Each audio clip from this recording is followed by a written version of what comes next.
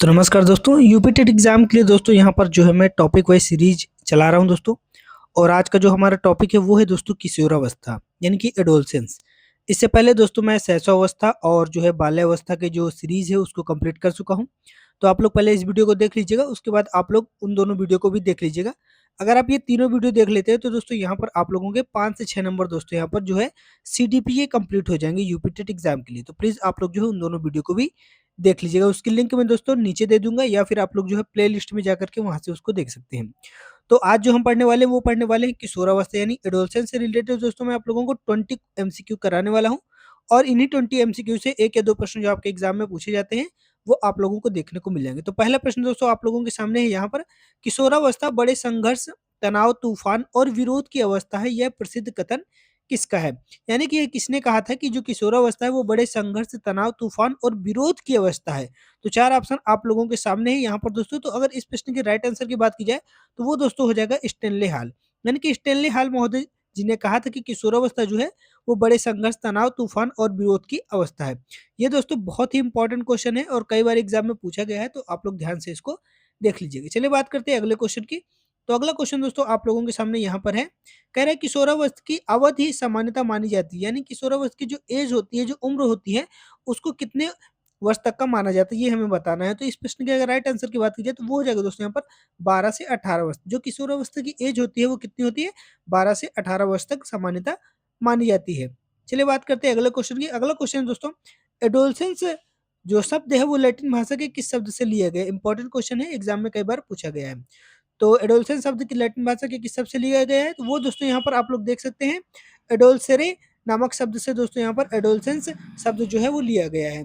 तो इस प्रश्न का राइट आंसर क्या हो जाएगा दोस्तों? ऑप्शन नंबर ए हो जाएगा। चलिए बात करते हैं अगले प्रश्न की। अगला प्रश्न दोस्तों, किशोरों में पहचान का संकट की अवधारणा किसने दी है? किशोरों में पहचान का संकट की जो अवधारणा है वो किसने दिया है? चार ऑप्शन आपके सामने है। अगर राइट आंसर की बात की जाए दोस्तों तो वो हो जाएगा दोस्तों एरिक एरिक्सन साहब ने।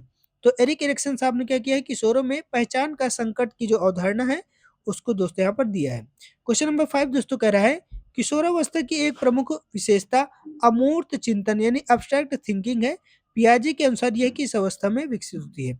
यानी कि जो अमूर्त चिंतन है वो पियाजे के किस अवस्था में विकसित होती है? तो आपको बता दूं पियाजे ने 4 अवस्था दी है, उनमें से एक अवस्था है जब जो है अमूर्त चिंतन जो है वो विकसित हो जाता है। तो यहाँ पर 4 ऑप्शन दिए गए हैं। अगर राइट आंसर की बात की जाए तो वो है दोस्तों औपचारिक संक्रियात्मक अवस्था, जो कि पियाजे की लास्ट स्टेज है। तो औपचारिक संक्रियात्मक अवस्था में जो है वो अमूर्त चिंतन जो है वो विकसित हो जाता है।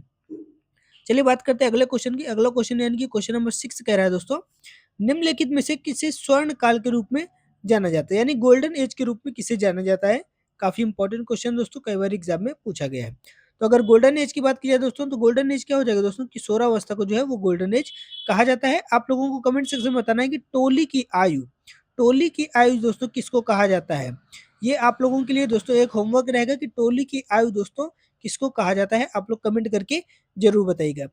अगला क्वेश्चन दोस्तों क्वेश्चन नंबर 7 कह रहा है दोस्तों कि किशोरों में शारीरिक विकास में अचानक वृद्धि के लिए कौन सी ग्रंथि मुख्य रूप से जिम्मेदार होती है? कभी कभी आप लोगों ने देखा होगा कि बच्चे की उम्र कम होती है लेकिन उसका जो शारीरिक विकास है वो हो जाता है, तो उसके लिए कौन सी ग्रंथि जो है वो मुख्य रूप से जिम्मेदार होती है? तो ये दोस्तों होती है पीयूष ग्रंथि।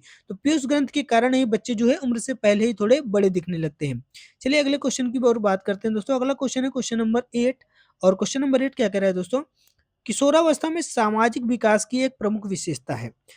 तो सामाजिक विकास की जो प्रमुख विशेषता है वो क्या है ये हमें बताना है। चार ऑप्शन आप लोगों के सामने देखने को मिलते हैं। तो यहाँ पर क्या हो जाएगा, समवयस्क समूह के प्रति वफादारी दोस्तों किशोरावस्था में देखने को मिलती है। क्वेश्चन नंबर 9 है, द्वितीयक लैंगिक लक्षणों का विकास किस अवस्था में होता है? तो चार ऑप्शन दिए गए हैं, सहसावस्था में होता है, किशोरावस्था में होता है, पूर्व बाल्यावस्था में होता है या फिर उत्तर बाल्यावस्था में। तो इस प्रश्न का राइट आंसर क्या हो जाएगा दोस्तों? किशोरावस्था में होता है, यानी कि ऑप्शन नंबर सी जो है राइट आंसर हो जाएगा। अगले प्रश्न की ओर चलते हैं, क्वेश्चन नंबर 10। दोस्तों आप लोगों को वीडियो पसंद आ रहा हो तो आप लोगों से रिक्वेस्ट है वीडियो को लाइक करिएगा, चैनल को सब्सक्राइब करके बेल आइकन प्रेस कर लीजिएगा। किशोरों में दीवा स्वप्न की प्रवृत्ति का मुख्य कारण क्या होता है? चार ऑप्शन दिए गए हैं। अगर राइट आंसर की बात की जाए तो ये हो जाएगा कुंठा और असंतोष से मुक्ति की इच्छा। क्वेश्चन नंबर 11 है किशोरावस्था को तार्किक चिंतन की अवस्था किसने कहा है?